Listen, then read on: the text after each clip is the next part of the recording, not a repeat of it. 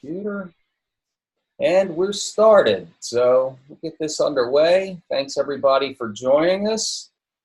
I'm going to get to the intro here. Today we have Flick the Lights On, the art to finding the smart. We have Bob Woods with us as our presenter. He is the president and lead consultant at MindOverProcess, and I will get to introducing him in just a brief moment. All right.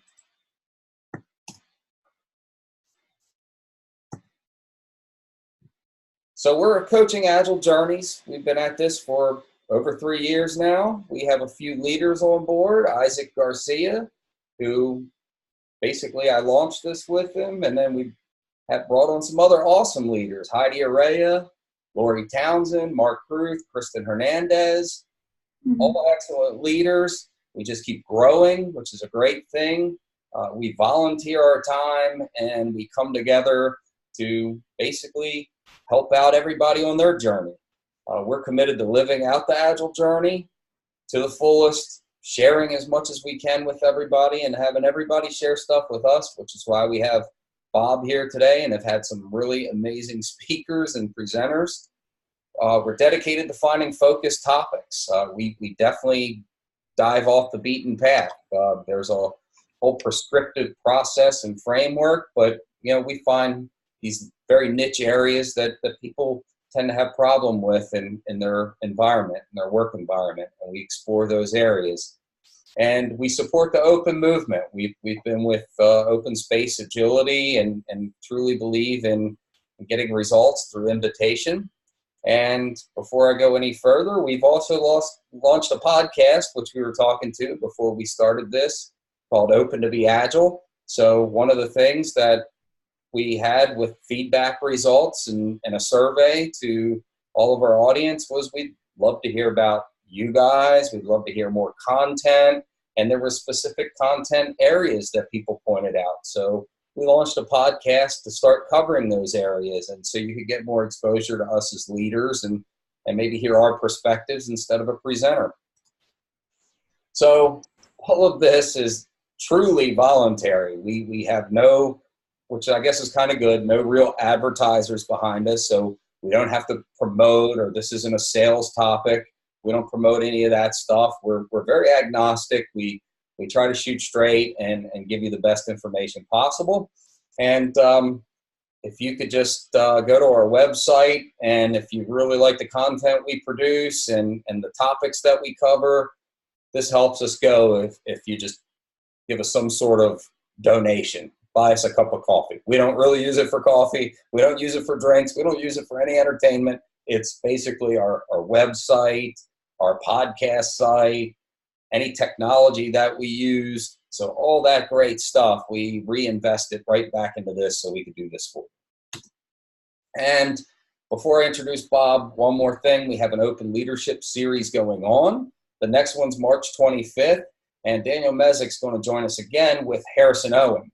They're going to talk about open space and organizations. And if you really want to know what is open space, what does it mean, how can I use this, that one will definitely be one to join, and register at coachingagiljourneys.com/open leadership. So without further ado here, I'm going to introduce Bob Woods. This is one of the sharpest Agilists that I've had the liberty to know. And Bob now runs his own company, MindOverProcess. You can find him on the World Wide Web at www.mindoverprocess.com. And the first thing you'll see on his website is agility starts in the mind. Process is simply a tool. Bob is very good at diving into that aspect. I've seen it firsthand. And actually last night we recorded a podcast and I had a really good story about Bob and doing some training with Bob. And I also said that if there are any executives or senior leaders, I think Isaac and Lori said executives and senior leaders should, if they are interested in Agile or want to go Agile, they should have to take some sort of immersion course or a certification of some level at their level. But Bob had the best one. I worked with Bob and we gave a training and I saw light bulbs going off, and I was able to tell that success story last night. It was awesome. It was great. He's someone I consider to be one of the best. And I could say that from personal experiences. I've seen him in action, and he's completely engaging. So everything that Bob has done comes in workshops and interactive engagement and creating experiences and realizations. He's a former boss of mine, a mentor, and a coach of mine. And now I'm honored to call Bob Woods a great friend of mine. So I'm excited to hear this presentation today. I hope you guys are. I'm sure Bob's got a very unique perspective. So Bob, I'll hand this over to you right now. Yeah, that makes me feel all gushy, Jeff. Thanks, man. Can you guys see my presentation? Not yet. Not yet. Yeah, got to hit the share. All right, let me make sure I'm pulling it up right here. Here we go.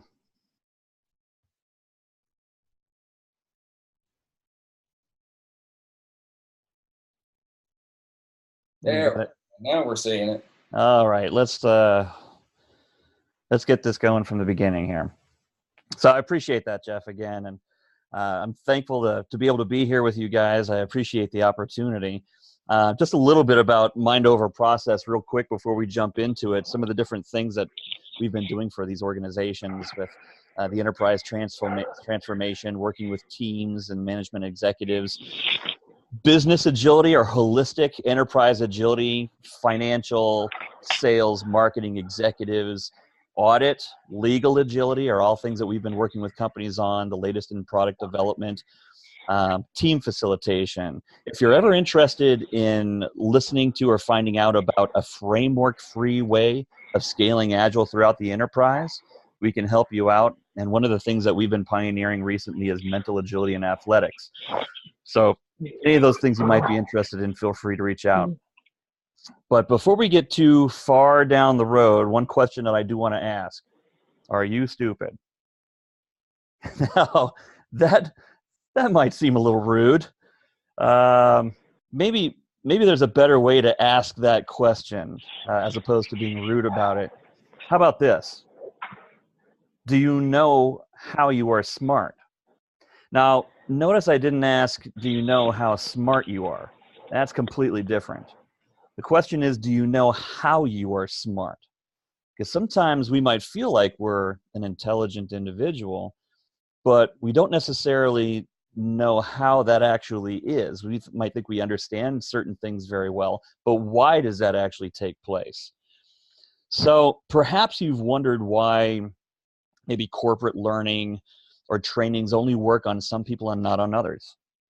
Perhaps you're one of those people tasked with motivating individuals and teams, but it seems like only a handful seem to grasp what you're saying, and others might, quite frankly, think you're ridiculous. Well, not only are you not alone, but the challenges you're encountering go back much further than you might actually realize. So when I was in grade school, I can remember that there were various times that I felt like I was the one kid that was behind everybody else. And I didn't understand why. I hated school because of that. It was just a continuous reminder to me that I was neither smart nor athletic, and I couldn't wait for it to be done. And so I would sit here with this look on my face quite frequently. Teachers didn't help that much because they weren't really prepared well to assist me. The rooms were overcrowded, curriculum was designed by the government, teachers were underpaid, and my lack of attention span all contributed to basically what amounts to a below average GPA. So eventually they let me leave school. But it wasn't until later in life, and after having my own 6 children, 5 boys and 1 little girl, that my wife and I agreed that we were going to try to homeschool them.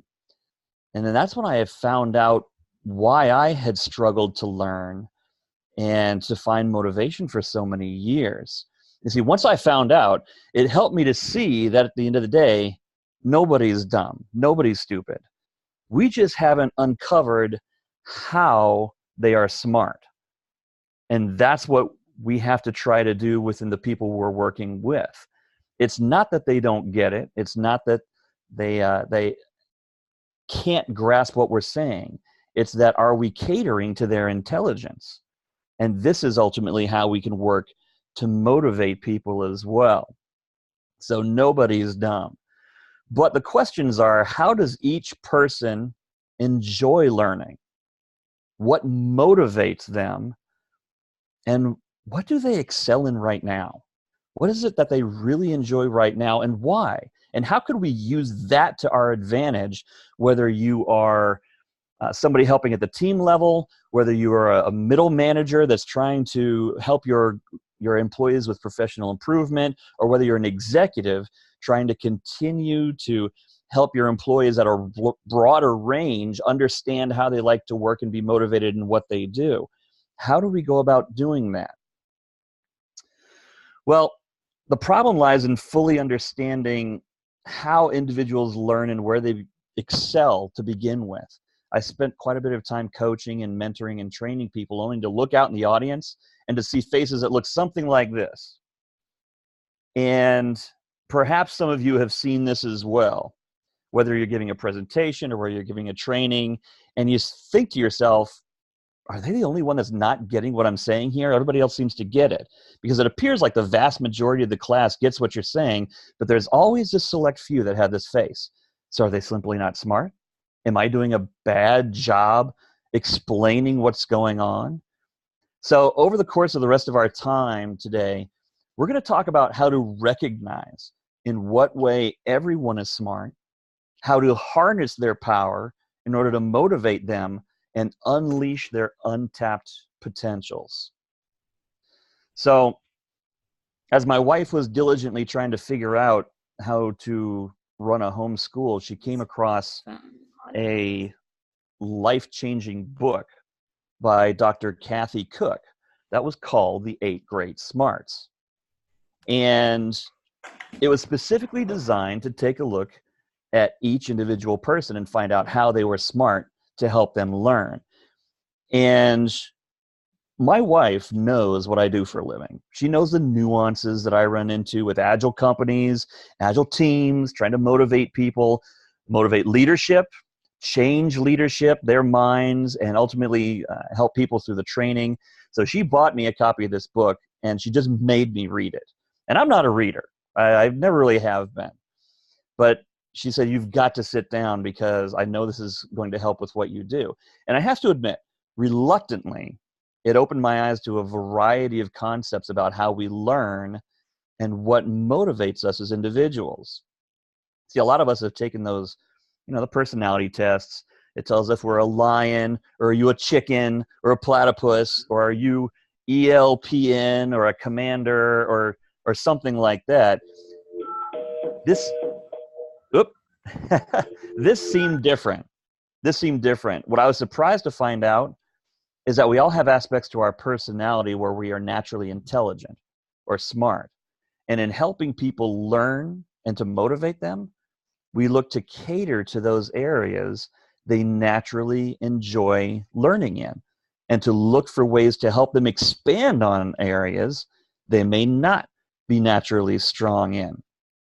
And so, by way of introduction to these concepts, what I wanted to do is introduce everybody to what those 8 great concepts are, those different smarts, those different intelligences that we watch for in people, so that we can use that to help to motivate them, find out how they learn at each level of an organization. And so these are the different ones right here, starting off with people who are body smart. Now, you may find that you see yourself, that you see yourself in different parts of these, and that's fine. But somebody who is body smart, they actually think with movement and touch. Someone who is logic smart, they ask a lot of questions. Maybe you've been in one of those trainings where you get that 1 or 2 people that you just can't seem to move on because they're constantly asking a lot of questions in what you do. They are typically logic smart. There are people who are music smart. They find rhythms and melodies in the world around them and in the things that they do.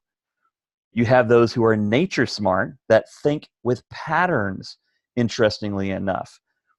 You have people smart that think through connecting with other people. Those who are self-smart that are very introspective. They learn with deep thoughts about their own strengths and weaknesses. And so those might be the people that if you're sitting in a retrospective or something like that, they're not saying a lot. And you might want to draw them out, but we could be doing them a disservice because they're learning through the quiet. We have people who are picture smart that think with pictures and visuals, and especially in an Agile environment, we see a lot of that. And then those who are word smart that learn and think through their words. Words are important to them. They are the people who enjoy doing the documentation. They like to see words work out for their favor and see other people enjoy their words as well. And when you see how this translates into people you know and that you work with and that are on your teams or that you might have worked for or might work for you, this really paints a picture of why certain things you've been trying to do to motivate them have failed, and why certain things that you've seen other people get highly motivated around and been very successful in is curious to you. You couldn't believe that worked for them. And so we're going to dive into each one of these and talk about the actual motivational technique, the application, and then a little bit further down the road, we're going to talk about the real life application and some of the scenarios we're talking about and to an Agile environment. So just to pause right here, does anybody have any questions to this point? I can't see the questions. I don't have any questions yet, but I will say the conversation in the chat is definitely around seeing a blend of some of these. There's some people saying, "Oh, I'm a little bit of this and a little bit of that," and so I think it's resonating with people. Yeah, and that's exactly what you're going to find is that you could have multiples of these that specifically fit you or somebody that you know, and then something else in here that you're thinking to yourself, yeah, that's totally not me. But keep in mind as we're going along, it does not mean you can't begin to expand on that specific smart for you. And we'll talk about ways that we can actually do that. So when you take a look at the different categories, there's a few things that we need to understand. First of all, people learn differently, which means people are motivated differently. And what that means too is that people could be using techniques for training, motivation, inspiration, and compensation that are counterintuitive. We could be going about this all wrong based on the people that we're doing this for. So let's talk about somebody who's body smart.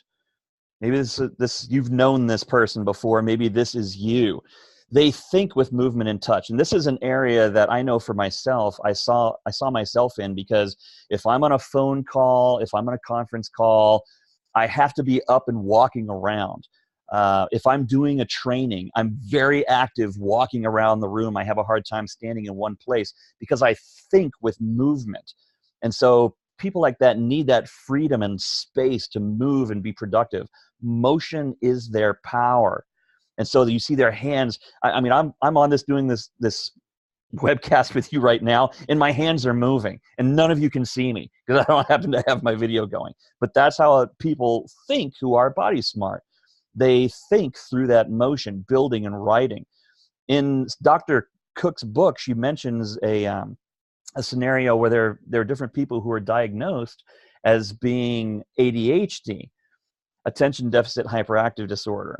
And what they found through studying them is that they weren't ADHD. They were moving a lot, not because they were attention deficit, but because they thought through motion. They were body smart, and they just weren't taking advantage of it. And so some of the techniques to help people like that are to allow them to embrace that, get them outside. Things like outdoor retrospectives, if you've ever done something like that, or outdoor working sessions, getting people out of the office and using techniques that allow them to move, get them out of the cramped cube and into open spaces. That's their power, is their motion. And so those hands-on activities for learning concepts go a long way for them. If you have somebody that is in that meeting that can't seem to sit still, taps all the time, maybe the cube next to you is shaking. You ever had that happen because their leg is moving or something? or maybe they show up to work with their bike helmet on, they're probably body smart. They think through movement. So the next one is someone who is logic smart, and they think with questions. And we touched on this a little bit, that person that is always asking questions in the training class or in the meeting. If maybe you can't end a meeting because they have more questions, they're probably a logic smart person. And they need things worth thinking about to make sense. And reasoning is their power. So stopping and thinking and questioning and coming to a conclusion, that's where they're powerful. And so how we ultimately look to motivate and help them to learn is give them problems to solve. And this is where some of our design thinking and systems thinking concepts become so powerful for them.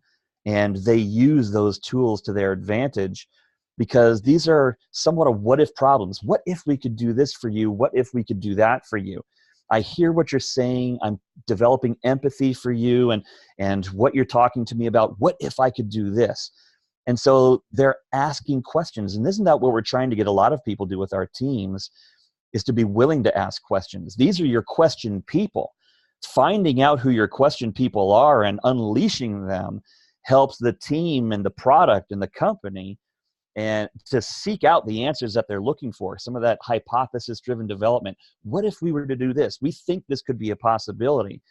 And so when you're helping them learn and motivating them, you do that through puzzles, through riddles, through those things that they can sit back and question and think about. And that's motivating to them. That gets them stirred. That gets them involved and interested. The next one is music smart. And you might not feel like this necessarily applies from a corporate perspective, maybe an IT perspective or a business perspective, but this is the other one I found myself in, because I've been involved with music a large part of my life. You heard me mention that I wasn't really great from an education perspective, from a school perspective, from an athletics perspective, but man, music is something I knew. And I was always not only tapping because I was body smart, but I was tapping to a beat. Literally, when I go to stir my coffee in the morning, when I tap on the side of the glass, it never fails. I'm always tapping to whatever beats in my head, dut, dut, dut, dut, dut, on the side of the glass. And so I wind up thinking that way a lot. And I get joy in being lost in that music, but music helps me accomplish goals. And so when you walk into offices and maybe they have some music streaming, or you see people with their headphones on, they're doing complex, detailed coding on something, but they got earphones in and they're blasting Weezer in their ear or something along those lines. They are probably music smart, because music helps them think. It helps them to be productive. It's been energizing to them. And music has actually been shown to improve memorization and data retention. And so some people, when they go to do trainings now, they include music as part of it. Do you remember doing that in grade school?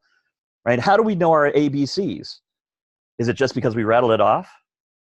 No, it's because we learned the song. A, B, C, D, E, F, G, right? That's how we learned to do it. That's how we learned a lot of things when we were young. And so we're not saying that you put the Agile principles to music necessarily. I don't know, maybe you will. But if you know that you have a number of people who are like that are music smart, then maybe as you're trying to help them learn things, that you've got music cranking in the background as they're working on it, right? These are things that you can use to your advantage.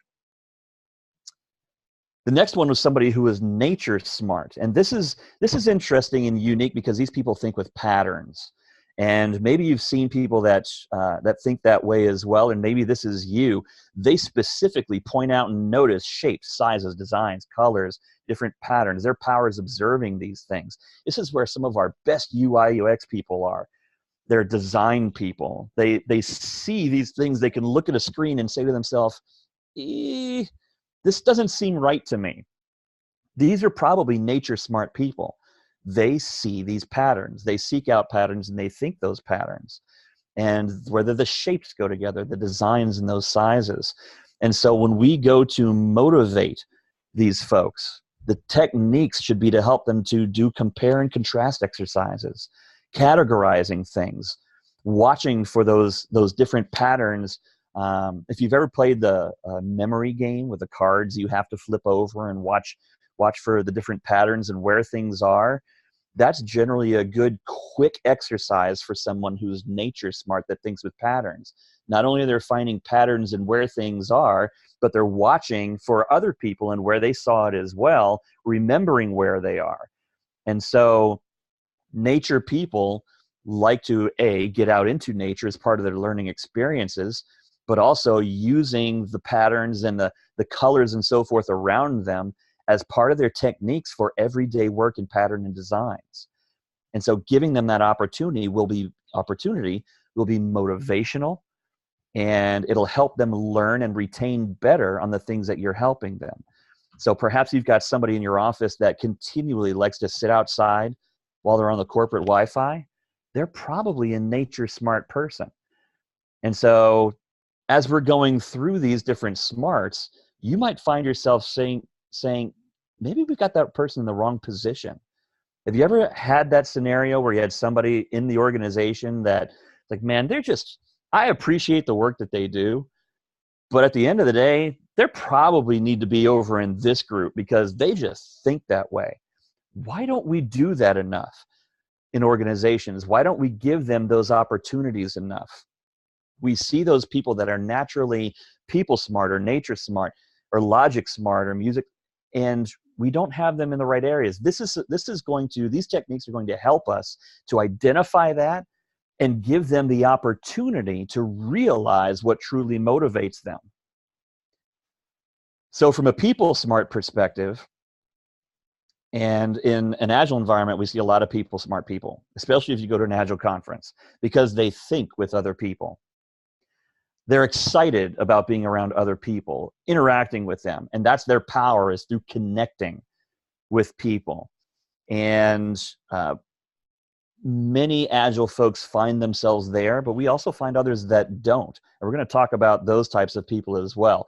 But those who are people smart, they love the interactivity and they need that collaborative workspace. And so when we think about motivational techniques around those who are people smart, you think about making sure meetings are technology down. Why?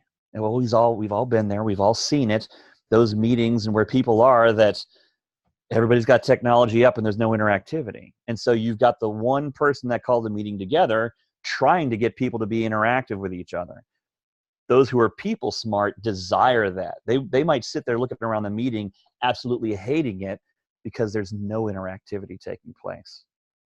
And so we need them to share these lessons learned that they have, that they've encountered. They want to share the ideas that they have, the technologies, if a developer is this way, and perhaps even having them lead the different self-helps or study groups that we have within the organization to continue to enhance this people smart side that they have.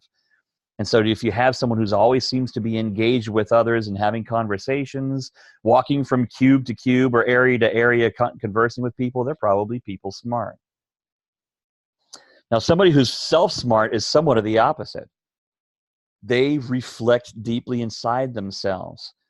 And so if you're running a retrospective or you're running a planning session and you've got somebody who's sitting there and thinking, and they're not asking a lot of questions, this could be somebody that is more excited when they get their alone time to think more on what it is that you're doing.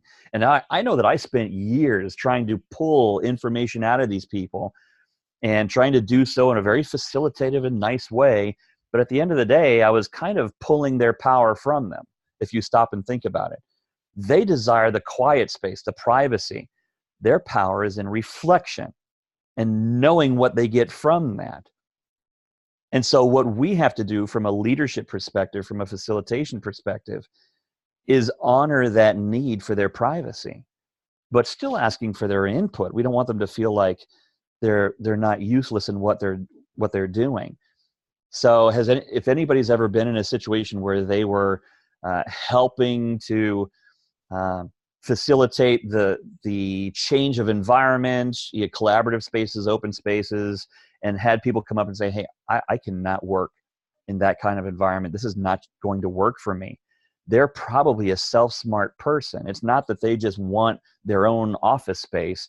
They're a little freaked out with the idea that they're not going to need, or they're not going to get this privacy, this quiet, this opportunity to reflect deeply on the things that they're learning and doing. And so we don't want to force the interactivity on them. We want to show the benefits and allow them to reflect on its personal application to themselves, but give them, allow them, and respect their brain space to reflect and process. And then you have people who are picture smart. They think in terms of pictures. I actually have a 10-year-old who told us recently that throughout the day, he will blink his eyes and take pictures of what's going on around him. And when he does, at the end of the day, he will, in his mind, flip back through all the pictures he's taken. And this blew my mind because it all kind of blows through the day for me. And it's not that I don't notice things, but I don't stop and take pictures in my mind of it. But this boy does. And he gets excited at the idea of adding to his pictures. So if you've got somebody that's a doodler, a drawer, that creativity needs to be respected from that perspective, because they're thinking always in terms of these pictures, and they get joy in being lost in the creativity. And it's not that when somebody's doodling, they're not paying attention to what you're saying, which was an eye-opener for me, because I always thought that was the case. If they're sitting there just, drawing out pictures or writing their name in fancy ways or something like that on their paper, I had always thought to myself, man, they're not paying attention. But that was their power. They visualize and observe through those pictures. And really, haven't we seen that recently with some of the really cool things that people do with sketching out meetings, sketching out trainings? If you get the opportunity, check out the Sketching Scrum Master and a few of these sketching podcasts or so forth, because they show you how to draw out. First of all, they show you how to draw. Second, they show you how to draw out some of your planning sessions, some of your product sessions, to give you a really cool visual of what it is that you're trying to come up with in terms of pictures. And it's amazing the perspective that it can give you for picture smart people, because that's what they're naturally good at. They figured it out and they ran with it. And now they're teaching people all over the world how to embrace these things and make great products through it. So if you've got somebody who's always doodling, or they always seem to have their head in the clouds, it's probably not the case. They're just probably picture smart. And we want to take advantage of that and make sure that they're used in the right areas and use the right ways to motivate them. So I just want to pause real quick again before we move on. Were there any other questions? Yeah, we actually have a couple questions right now, Bob, if you want to take a couple. So our number one voted question in Slido, and I'll just remind everybody you can vote on these in Slido, is how can we identify these smart types in our teams? And that might be something you cover later, but that was one of the questions that came in. Do you want to talk to that now? Yeah, we can touch on that right now if you would like. So one of the areas that you can do this is really taking the time to understand what these individual things are. Once you know the ins and outs of these intelligences or smarts, so I obviously highly recommend reading the book by Dr. Cook. But there's also a quiz that can be taken that you can share with your team and that you can go through yourself, that allows you to, hey, if you do this or if you do that, you could be down in this area, right? And so when you think in those terms, you can take that kind of quiz and make it a part of a retrospective, make it a part of a kickoff for a product launch or any of those things, to understand what you're trying to do. It's good for leadership to be able to understand the people that are working for them, so they know how to motivate them for professional improvement, right? Because it's going to be different for each individual on how they go about doing their professional improvement. And this way, you're going to get accountability and empowerment for how they go about doing that. And we want to make sure we have the right people in the right areas. And so I highly recommend reading the book to really begin to understand the smarts, and then feel free to have your team take this little quiz to understand where they are, which also empowers them in fully understanding what they are smart in, and then what things they could wish to expand, and then help them to do it. Excellent. I'll give you one more question. Actually Sure. combines our next two top ones. And so I'll read both questions out. They're both along the same lines. One, your team may have many different great smart types of learners. How do you cater to all of them in a given ceremony, like a retrospective or a brainstorming? And the second one is, how do you coach a team once you've identified the different smart types? Do you do it one-on-one? What are some techniques that help working with a blended team of different types? So let's say we all go take the assessment. We found out what we are. How do we apply that in our different meetings? How we engage with a team? What are some practical ways you'd? Yeah, those are great questions. So the first one, the first part of the question was if you've got a team made up of multiples, right? So first of all, you got to find out what they are, right? Now, more than likely, you're going to find that it won't necessarily be a different one for every person. You'll probably have multiples among the people. And so you got to find out where they are. And then if you have, let's just say, a group made up predominantly of, let's say from a developer's perspective, you've got some self-smart folks that are also logic smart.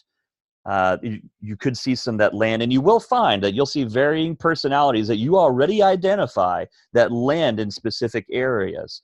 So you will go into a retrospective or something like that already understanding the smarts that are there across the group, which will also help you facilitate in that environment better, right? Because you'll understand how they're thinking and why they're thinking that way. It'll also cut down on some of the arguments that could take place, the different disagreements. It's not that we don't necessarily see the same overall picture. It's just we're trying to get there two different ways, right? And so that's going to help you from a facilitation perspective. And so you're not necessarily saying that I'm only going to go in helping the picture smart people. You're saying I'm understanding across the board where everybody lies. And if I know that we need to do a workshop on techniques around good coding in an Agile environment, then if we're made up of predominantly self-smart and logic-smart developers, you can use that to your advantage to cater accordingly. Are you going to hit absolutely everybody across the board with that? Probably not, right? But the more knowledge you have going into it, the more you can do any sort of catering around it, right? So if you think about a training, it might go a half day, might go an hour, it could go a couple days or longer. So the longer it goes, the more opportunity you have to sprinkle in different ways to cater to the smarts. The shorter it is, the more focused that you have to try to be. So there's different ways that you can go about tackling that, right? But the important part is start off by understanding where everybody lands. Okay? Excellent. Yeah, great answers. Thank you. Yeah. Good. We'll have one more question. We can cover that one later as we go forward. So thanks. Sounds good. So finally, sorry. Oh, I stopped sharing. My bad. There we go. So finally, the next one is being word smart. And so people who are word smart, and this was my wife, and I didn't understand this for years, but they're excited when they're using their words, and they like to talk. And they need time to be able to read about things and to be heard when they're sharing things, and they want to have an audience, and they get joy from using the words at the right time. Their power is in language. And so when you have somebody who is word smart, then you want to do a few different things to be able to help them to motivate and learn. First of all, they like to read. And so encouraging them continually to have the latest books around techniques and so forth, they will be motivated by that, and they will consider that your interest in them. And some people, if you were to come to me with all the latest books and so forth, I'd be like, oh God, they want me to read another book. But For people who are word smart, they're like, oh, wow, that's cool. Thank you for giving me that, because I like to be up to date on these things. They like those reading resources. They also like the written word. They like writing those things. And so if you want to be able to give them those opportunities to do so, maybe we have the wrong people doing documentation. There could be somebody who's really, really word smart that we have doing graphic design. And at the end of the day, it might not be where their strength lies. It could be one of them. It could be one of their smarts, but one of them could also be that they're really good with words. And so do we give them that opportunity? Here's the other thing. Could they be presenters publicly? I found that out with various coaches that I've had working for me, that they were just really good presenters. They knew their topics well, but they could get in front of people and speak really, really well because they enjoyed using their words. Now, Agile coaches, you generally don't have to rein in, or you don't have to, I take that back, you do have to rein them in because they like to speak, right? And so you'll see a lot of word smart people from a coaching perspective, but I also had in some cases people who were coaching or scrum masters or project managers or anything like that, that quite frankly didn't think that way. That wasn't where they were smart. And they didn't want to have to present, but they knew how to help people understand processes and frameworks. And so you've got to know where that is and where that lies, and to be able to help them to know where they're strong and where they're not. I had one coach working for me that was, he seemed to teach really well, but when I talked to him about perhaps presenting at the Agile conference or something like that, he was like, no, that's not up my alley. I don't want to have to do something like that. And maybe he was just nervous about public speaking, but people who like to talk and like to share their words, public speaking doesn't generally bother them that much. And so helping them in that way helps to motivate them, giving them options for expanding out on where they're smart. So let's take an example. Let's take an example of, we'll say, Sally, the Scrum Master, okay? So Sally's got a team of 8 people that she's trying to help the team not only learn how to use the Scrum framework, but also how to think in a more agile way. And she wants to motivate them into passion for the new process, right? Develop a sense of self-organization and accountability. She develops a training deck complete with pictures and bullet points and lively videos. She sprinkles in a couple of well-timed 10-minute exercises, and the training is 2 days in length. Who do you think she's catered this training to based on that description? So if you chose picture and word smart, you probably would have been right. Unfortunately for Sally, though, no one in the class is either. The outcome is a bored, non-attentive class who still doesn't fully understand and has zero motivation to implement this way of working. So that goes into one of the questions that we had earlier, is how do you cater a training session to 20 different people that have all these different smarts that they have, right? And in a situation like that, again, your power is going to be knowing up front who you're doing this for, getting the biggest bang for the buck. But if you have a longer training, then you have more opportunities to cater to some of the other folks as well, making it overall well-rounded. And so motivating different smarts in different areas. But you also have an opportunity to help people expand on smarts that they don't have yet. And we're going to talk about that here in a second as well. But here's a situation that might work better and be more actionable for her. See, by understanding her team makeup and those different smarts, she found out that her developers were dominantly self and picture smart. So one of the ways that she worked to cater is to help create this heads down time and alone time for her team to reflect on what they were doing and investigate new technologies. Engaging them in exercises allowed them to flex their creativity muscles and encourage the innovative ideas that they were introspectively coming up with. And so that's just one example of how you can use this to your advantage.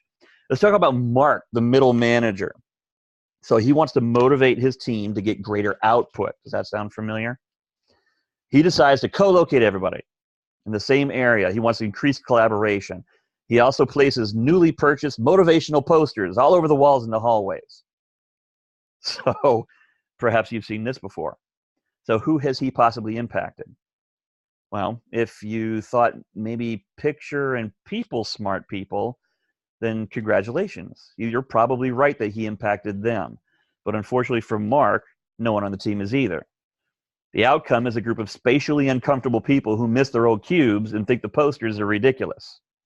Perhaps you've seen that environment before. But what about this? He was tasked with providing professional improvement for his team. So he found out the team makeup, where they were smart, and catered those goals to those unique smarts.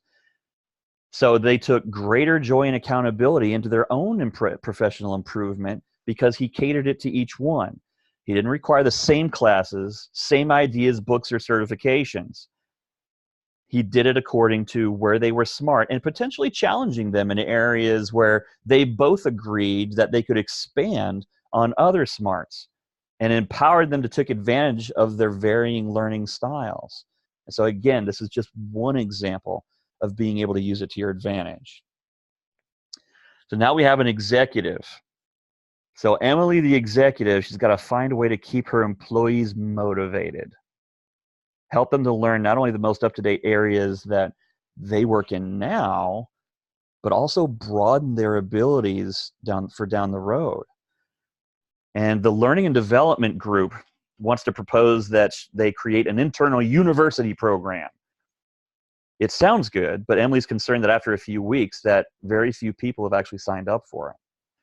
She decides to reach out to understand why employees aren't motivated to make use of the new program. In doing so, she finds out that the options are initially very limited and almost solely book-based training catered to word-smart people. So Emily asks the learning and development team to request each employee interested in the program to take a brief quiz to help them to understand how they like to learn and where they're smart. And in doing so, she finds out a large portion of her employee base is actually picture smart, logic smart, and people smart. So, trying to get the biggest bang for the buck initially, she requests that L&D changes the training program to be more interactive, to be face-to-face, to be more collaborative. She asks for better visuals, activities, open spaces, where people can feel free to ask questions as they need to. The result was a number of employees who signed up for the new university program increases, the feedback is positive, motivation is high, and learning and development is now looking for ways to cater other opportunities to those who learn in different ways. And so these are just some of those examples of being able to use that. So the question is, which one are you? So you have the ability to develop all 8, believe it or not. But did you see yourself in more than one? You probably did, so just as I did. And it's important to remember that once you stretch that intelligence, once you stretch that smart and get it working, Dr. Cook says it never goes back to its original size. It stays there or expands. And so that's encouraging to know as well. And once people know how they're smart, they actually become more resourceful and achieve more in what they're doing because they understand themselves better. And so what you want to do is to train and motivate the people you were given, not the ones you wish you had. Does that make sense? So you've been given a set of people to work with, and you want to understand how they operate and how they think and where they're smart. It's not that they're not paying attention in the meeting. It's not that they're being belligerent or unruly by asking a ton of questions. It's not that they don't want to talk to others and just sit in their cube all day. These are the people that you've been given, so you want to motivate those people based on who they are. Intelligence isn't fixed.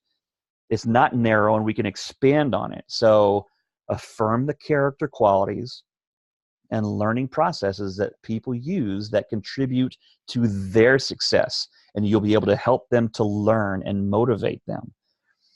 So in an Agile environment, we look back at the word cloud that Dr. Cook had with awakening and keeping the smarts alive. When you look at all these different words in here, do you pick out ones that we use typically from an Agile environment?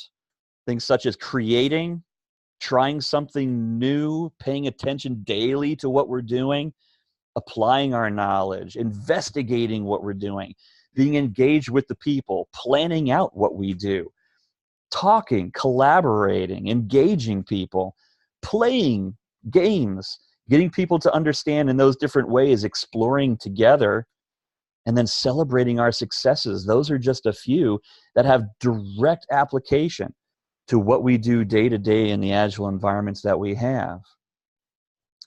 So just keep in mind, everybody, that strengths not harnessed can become weaknesses. Flick the light on for these people. Help them to understand. Understand yourself. Perhaps this flicked a light on for you, and perhaps areas that not only you're smart in, but areas you can expand on other smarts. Use it to your advantage in the varying ways within your organization. Understand that you won't be able to cater to everybody all the time in every circumstance, but do it as much and as often as you can to start gaining some of the results that perhaps you were finding you weren't getting previously. And that's it, everybody. We got some more questions? Yeah, we sure do. And I'll say we'll go into these, and if we don't get through all of them, I'm sure Jeff will take a list that we can pick up in our podcast afterwards. Sure. But this is a fantastic topic. I'm really excited to start putting this into action, right, as we go forward as coaches, as leaders, as influencers. So the top two questions are actually very similar to each other.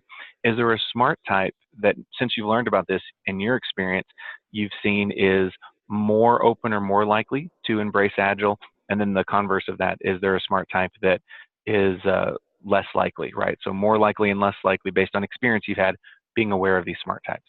See, I would almost turn that question around and say, the better you understand their smart type, the better success you'll have in helping them to embrace Agile, right? I wouldn't say it's necessarily one over another.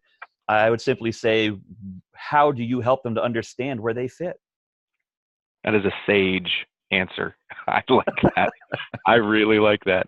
Help them understand where they fit in it. Okay, so another question we have, do people with similar smarts tend to graduate towards each other?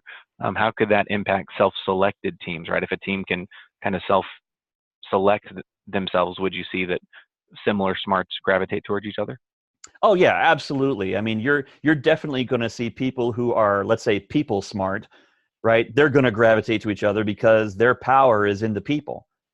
And so you see that a lot. And if you go to do a training session with a large group of people, you will see that very typically, right? Is that you'll see groups of people at very tables, and they're all kind of the same, the same, all your developers are here, all your BAs are over here, and you have to ultimately pull them together, create a cross-functional team, right? And this is where your power comes in from a facilitation perspective, from a training, from a mentorship, a motivational perspective, is that understanding you're putting this cross-functional team together, up front, you've got varying smarts on your team. Know what they are, know what their maybe secondary or tertiary smarts are, and help them to expand on it, and you get more of what we call those T-shaped people, right, that we talk about with multiple skill sets. They're trying to do different things. Additionally, you're going to get people on that team that have greater respect for the fact that I'm a people smart person, you're a self smart person, so I know you need your space, and I know I got to be able to talk to people. You'll get a greater understanding across the team. That's excellent. Thank you. Great answer. So I'll pick one more, and then we'll wind this thing down. So in a case where someone comes into a training session but doesn't know the people beforehand, what are some ways that you found you can find out their smart types while working with them during the session? So you're kind of coming in blind. How would you adapt your session being aware of the smart types? Yeah, great question. So if you understand these varying smarts up front, right? I mean, one of the things that you're going to do is, in a very agile, lean startup way, is that you're not going to know just by watching, how they walk in the room or, what they're dressed in. And so you have to see them start to interact at first. So when they sit down, this is something that we do in our trainings as well, is that the moment they sit down and start interacting with people, you can instantly start to determine whether they are people smart. Did they start asking you any questions? They might be logic smart, right? Did they turn to you as a trainer and say, hey, when is this, or what's that, and how are we doing that, and what's this thing on the wall? They're probably a logic smart person. If they walk right up and introduce themselves, or walk to other people and start introducing themselves, they're people smart. If they sit way off in the corner with their laptop up, not even in the training area, they're probably self-smart, right? It's just understanding what they are And then watching and observing up front helps you to start gauging that. You'll probably be wrong every once in a while, but be observant. Then as you get into the training, look for those opportunities to cater how you address the people. So if you know somebody is, let's say, logic smart, let them ask the questions because that's their power. If somebody is obviously self-smart, don't force them into engagement on something. Ask their input, right? And then allow the engagement to come to them. And it's just watching for those different types of techniques and then catering your approach accordingly is really going to help you out to give them a great experience in the training, but also enhance their learning as they're going through. It's going to take more work on your part, there's no doubt. It's exhausting at the end of the day to have to be thinking about those things all the time, but I will tell you it'll give you better results. Excellent. That's such a great answer. And just again, just want to say on behalf of everybody here, thank you so much for bringing this to our attention. I think it's something that we can apply in our courses of study, and it's something that we can effectively use as we engage with others. And so really great content. Again, just thank you for sharing that. Thank you. Thanks for having me. Yeah. And I'll go ahead and wrap us up, just sharing with everybody too that visit our website, coachingagiljourneys.com. And what you can get there is our next several sessions. If you go to the homepage and scroll down, you can see the next several sessions we're going to have right there. And then also at the top here, if you want to visit our Open Leadership series, all the links are right there. And we have our podcast as well. So go and check those resources out. And again, thank you everybody for joining today. We look forward to seeing you at our next event. So thanks everybody. Have a great rest of your day. Bye-bye. Thanks, Go forth and be Thank you, smart. everybody. Thanks, Bob. Thank you.